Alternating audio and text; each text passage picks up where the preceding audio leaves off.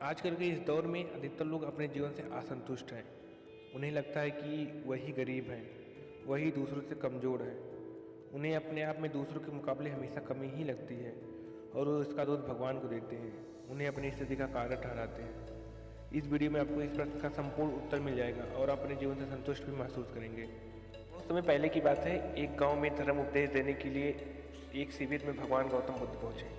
गांव के लोग अपनी अपनी समस्या लेकर उनके पास जाते और उनसे समाधान प्राप्त कर नई ऊर्जा के साथ वापस लौटते। गांव के बाहर एक गरीब राह में बैठा बुद्ध के पास आते जाते लोगों को निहारता रहता। उसने क्या देखा, सुखी चेहरा लिए हुए सभी लोग जाते और वापस में भगवान गौतम बुद्ध के शिविर से नई ऊर्जा और आनंद के साथ वापस लौटते। गरीब ने सोचा, क्यों ना मैं भी भगवान के पास जाऊं अपनी समस्या लेकर। यह सोचकर हिम्मत करके वह भी शिविर की ओर चल देता है। शिविर में एक एक कर क्रमबद्ध तरीके से व्यक्ति को प्रवेश मिलता है, इसलिए वह भी अपनी बारी का इंतजार करता है।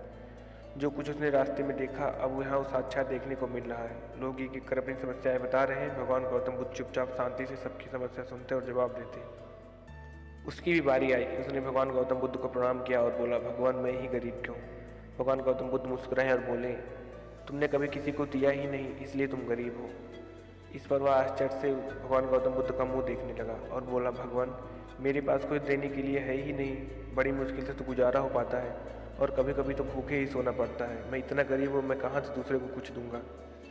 भगवान गौतम बुद्ध शांत भाव से बोले, तुम्हारे पास एक चेहरा है, तुम किसी को मुस्कुराहट दे सकते हो।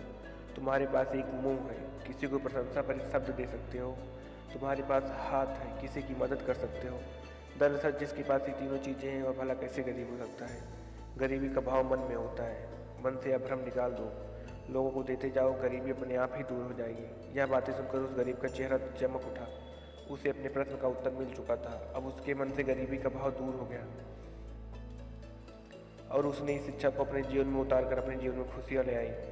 मोरल ऑफ द स्टोरी दोस्तों, मंदिर में भी लोग जाते हैं तो कुछ ना कुछ मांगते रहते हैं और जीवन भर घुट घुट कर रो रो कर समय बिता देते हैं। वो ईश्वर की कृपाओं को कभी समझ ही नहीं पाते, जीवन की महत्ता को कभी जाना ही नहीं। इस पर कबीरदास जी ने बहुत बेहतरीन दोहे कहे हैं। आइए उस दोहे के बारे में जानते हैं। कबीर जी का दोहा है कि सबके पल्ले लाल हैं सभी साहूकार, गांठ फोर परखा नहीं या विधि रहा कंगाल। यानी सभी के पास ज्ञान है जो कि ईश्वर की अनमोल देन है, जिसे हम कभी जानने समझने की कोशिश ही नहीं करते, इसलिए हम सुख और आनंद नहीं ले पाते। मित्रों, मनुष्य जीवन एक अनमोल अवसर है और विधाता की असीम कृपा का तोहफा है। हमारा सर्वप्रथम यह कर्तव्य होता है कि हम उस परम परमेश्वर की इनायतों को समझें, ईश्वर की कृपा को जानने की कोशिश करें। और उसका सबसे आसान तरीका है कि खुद को समझना कि हमारा अस्तित्व क्या है, हमारा लक्ष्य क्या है, हमारे लिए अच्छा कर्म क्या है। बातों को देखकर आज आप यहाँ पूर्ण से समझ चुके होंगे कि हमारे पास ईश्वर की दी हुई वो अनमोल तोहफे हैं जिनसे आज मानव नई नई उपलब्धियों को पा रहा है, असीम ऊंचाइयों को छू रहा है। बस ज़रूरत है सही मार्गदर्शन की, जो कि आज से इन बातों को अपने जीवन में उतारने की कोशिश करती है। मैं आपके लिए कुछ सजेशन लेके आया हूँ, उसको फॉलो कीजिएगा आप डेली।